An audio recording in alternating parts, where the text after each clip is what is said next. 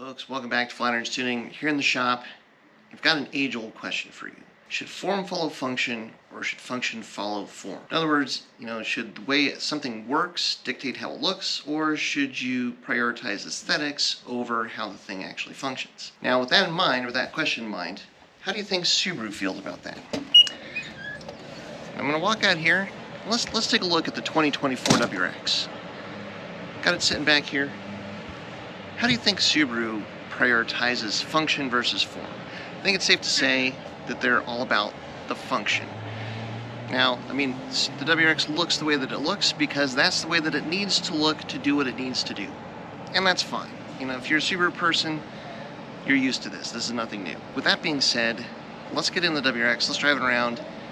Let's see if it is as capable as we want it to be, as we wish it could be. And what are going to be the first things that we do to make this new 24 WRX work a little bit better?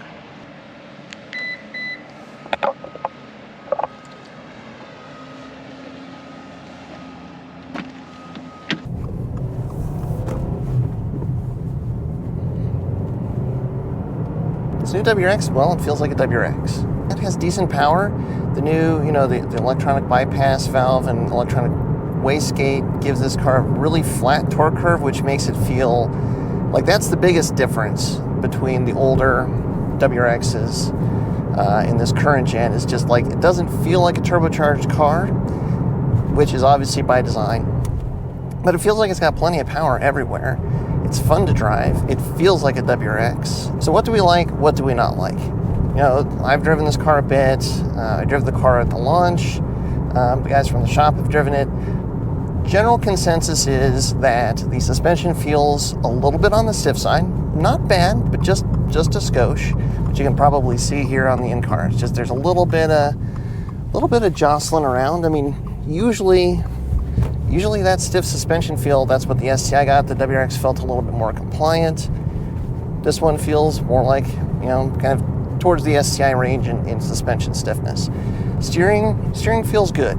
The wheel, I like the size of it. I like the controls. Of course, we've got eyesight. That's standard now with all of them, which I think is a good thing. We're going to probably explore that a little bit more in depth just by itself, because it's kind of interesting how it works. Probably the two biggest complaints out of the car from myself and the guys driving it in the shop has been the shifter. Just feels a little bit vague, which is because of the fact that it's cable shifter. This does have the STI short shift kit in it, so it's a little bit better. But it's a touch weird in that you just don't have as much of an indication of what gear you're in as you used to. And then the brakes. Now, for street driving, daily driving, the brakes are fine. If you're going to be in the mountains, coming down a lot of passes, like if you lived in the mountains and you're driving over a pass every day, you're probably going to feel that the brakes are a little bit deficient. So really those are the two wants that we have for the car, or complaints that we'd have for the car, are the brakes and the shifter.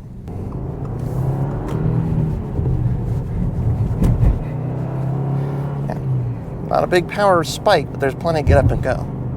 The real question for us is, how does this compare the base versus the TR and the TS? Do you want the base one? Do you want the TR with, the fancier brakes, the fancier interior? Or do you want the TS with the active suspension, the same brakes, that sort of thing? It's a tough call because of the price difference. Are you getting your money's worth if you get the TR? I would probably argue for the fact that it's a TR and for the fact that you're getting the extra fancy interior. I get the TR. If money was no object between the base and the TR, yeah, definitely get the TR. The TS with the active suspension and the even extra fancy inside or interior, again, money is no object, I get it. Probably TS over it all the time. The active suspension, I'm really curious to see how that works. The interesting thing with active suspension is it can make changing it a problem because that active suspension isn't going to be integrated into everything else. It's kind of like, I suspect it'll be kind of like the DCCD and the STI, where if you take it out of the equation, it puts the car into a limp mode because now it doesn't have that suspension control that it's expecting. And that can be its own set of problems. Though I've looked into it for the Tesla, for instance, there's defeat. So you basically kind of put in a like a box to make the car think that the active suspension is there doing everything that it needs to do, and you've got a coilover on it and everything's fine. So there's probably going to be an option like that, but you know, that's kind of one of the obstacles with it. But I mean, if it's good, that's not going to matter. Maybe that's the game changer. Maybe that's everything that the car needs. The hardest part with this car is the fact that there is no STI. So you have the base WRX, you have the WRX TR, which is about $10,000 more, but it's not an STI, it's a WRX TR. With the STI, you knew what you were getting for your money. You know, there's a lot more differences. You had the different drivetrain, the STI 6-speed, the bigger brakes, the higher power, slightly different engine. You knew what you were getting. Now for the TR, you're getting a really fancy interior. You're getting the 6-piston Brembos, but that's kind of it. You know, different wheels, but that's really it. There's not as much of a difference between the base WRX and the TR or the TS as there was maybe between the WRX and the STI. So are you getting your money's worth if you go with the TR or the TS over the base WRX? Now, money is no object. I mean, I like the nice interior just like the next guy. That's probably the one that I would get.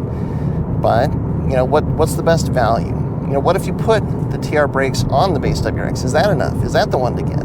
Because this car is really nice. Now that eyesight is standard, you get the infotainment system standard. You've got a lot more functionality here. I mean, there's a lot of nice stuff in this car, no question about it. And this is the base WRX. So that's our plan. We're gonna put the WRX TR brakes on this car, see what that does, see how that works, and it's going to be easier than you might expect, and maybe actually probably a lot less expensive than you might expect too.